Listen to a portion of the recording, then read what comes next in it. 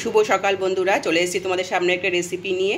তোমরা যে যেখান থেকে আমার এই রেসিপিটা দেখবে তোমাদের সবাইকে স্বাগত, অনেক অনেক ভালোবাসা। এই রেসিপিটা হচ্ছে তোমাদেরকে দেখিয়ে দিয়েছিলাম পুঁই শাকের বিটুলি বলো আর মিটুলি বলো, এটা পুঁই শাকের বিটুলিটা আজকে আমি রান্না করেছি। আর করা তো হয়েই গেছে, তোমাদের সাথে শেয়ার করবো রান্নাটা, তোমরা দেখবে। তোমরা যে যেখান থেকে আমার ভিডিওটা দেখবে তোমাদের সবাইকে স্বাগত, অনেক অনেক ভালোবাসা। চলো আর কথা না বাড়িয়ে এবার আমি এই রেসিপিটা শুরু করে দিই। দারুণ লাগে খেতে, কিন্তু প্রথম ভাতে মানে গরম ভাতে খেতে হেভি লাগে। চলো বন্ধুরা, এই দেখো বন্ধুরা, আজকে আমি পুঁই শাকে যে বিটুলি হয় না, এই দেখতে পাচ্ছ বিটুলি, এই যে এইগুলো, এই পুঁই শাকে বিটুলি আজকে আমি সর্ষে ফোড়ন দিয়ে আর পেঁয়াজ দিয়ে একটা ভাজা ভাজা করব। এই পুঁই শাকে বিটুলি খেতে কিন্তু দারুণ লাগে, কিন্তু জানো তো, তোমরা একদিন খেয়ে দেখবে, আর কটকট কটকট করে আওয়াজ হয়। এখন এইগুলো পুঁই শাকের থেকে না এই বিটুলিগুলো খেতে এখন বেশি ভালো লাগবে। ঠিক আছে বন্ধুরা, তোমাদের দেখিয়ে দিলাম। আর এগুলোকে এখন কী করতে হবে তো, এই ছোটো ছোটো করে কেটে ছোটো ছোটো করে কাটতে হবে, কেটে ধুয়ে তারপর রান্না করবো। তোমাদের দেখিয়ে দেবো কাটাটা। দেখো বন্ধুরা, আমি সমস্ত না পুঁই বিটুলি বলো আর মিটুলি বলো, আমি কেটে নিয়েছি, ছোটো ছোটো করে কেটে নিয়েছি, এরকমভাবে কেটে নিয়েছি, দেখেছো? আর ডাঁটিগুলো সব ফেলে দিয়েছি, ডাঁটিগুলো রাখিনি। এবার এইগুলো জল দিয়ে একটু ভালো করে ভিজিয়ে রাখি, বাজারের কেনা তো তাই জন্যে। আর এখানে দেখো ছোটো ছোটো করে আলু কেটে রেখে দিয়েছি, এটাও একটু জল দিয়ে ভিজিয়ে রাখি, একটু ভালো করে ধুইয়ে তারপরে আমি রান্নাটা করব। তোমরা দেখতে থাকো। সব ধুয়ে, আলু ধুয়ে, বিটুলি ধুয়ে চলে এসেছি। আর এখানে মশলা রেখেছি, হলুদের গুঁড়ো, লাল লঙ্কার গুঁড়ো, জিরের গুঁড়ো আর ধনের গুঁড়ো, সব 1 চামচ করে। আর এখানে দিয়েছি আর হালকা অল্প একটু চিনি দেবো। এখানে দেখো তেল দিয়ে দিয়েছি, একটু মনে হয় জল ছিল এতে। আর এটা আমি সর্ষের তেলেই করব। আর দেখো কালো জিরে, সর্ষে ফোড়ন দিয়ে দিলাম, কালো জিরে নয়, তোমরা কালো জিরে দিয়েও করতে পারো। সর্ষে ফোড়ন দিয়ে দিলাম আর 2টো শুকনো লঙ্কা দিয়ে দিলাম।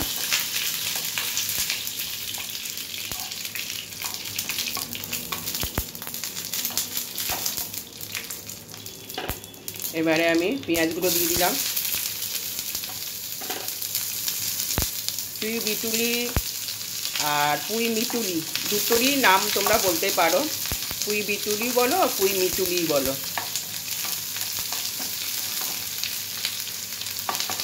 পেঁয়াজটা একটু লাল করে ভাজা হবে।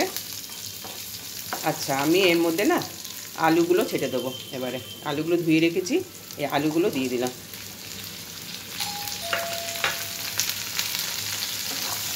আলুটা ছেড়ে দিচ্ছি, একটু ভাজা হয়ে যাক, তারপর আবার আসবো।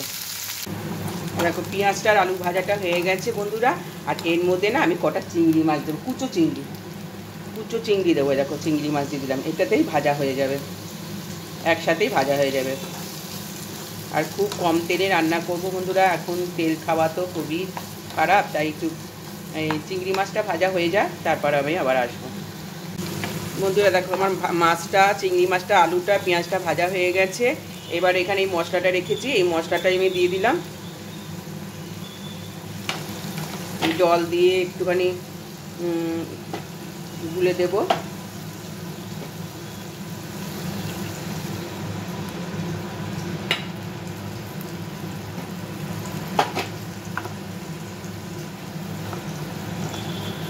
মশলাটা কষিয়ে নিই। আর এখানে কাঁচা লঙ্কাও দিয়ে দিলাম।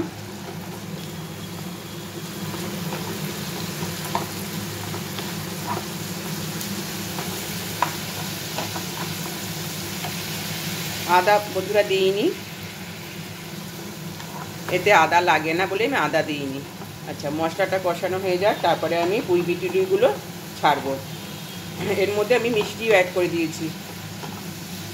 আর এবারে আমি এখানে দেখো 1 চামচ মতো নুন রেখেছি,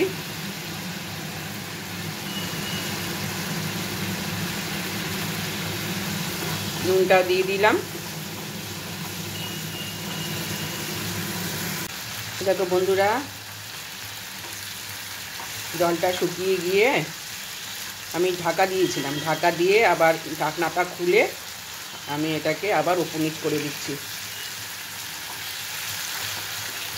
এটা যখন তেল উঠে যাবে, তার মনে করব যে পুঁই বিটুলিটা আমার রান্না কমপ্লিট।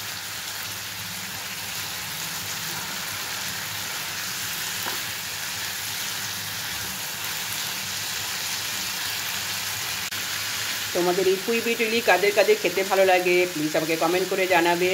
আমার কিন্তু ভীষণ ভালো লাগে গরম ভাতে পুঁই বিটুলি খেতে, আমার ভীষণ ভালো লাগে। আর চিংড়ি মাছ দিয়েছি তো আরও ভালো লাগবে খেতে, দারুণ লাগে খেতে। দেখো প্রায় হয়ে গেছে, জলটা শুকিয়ে গেছে, এবারে তেলটাও বেরিয়ে যাবে আর ভালো লাগবে।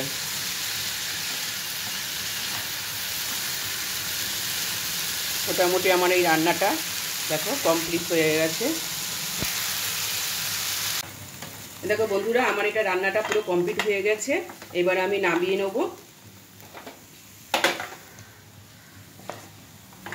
এই রেসিপিটা যদি তোমাদের ভালো লেগে থাকে প্লিজ আমাকে লাইক কমেন্ট শেয়ার করে দিও।